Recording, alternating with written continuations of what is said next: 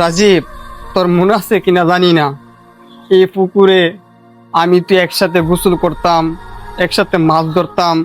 এই পুকুরে কাদা দিয়া আমরা ঢিলাঢিলি করতাম, আর তুই পুকুরেই ঘৃণা করতেছস।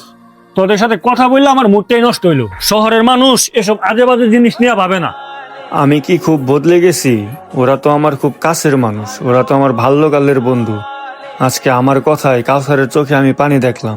আমি এতটাই বদলে গেছি শহরে যায়া। ঈদ তো শুধু আনন্দ উৎসব করা নয়, ঈদ মানে হচ্ছে পুরনো সম্পর্কগুলোকে মনে করা।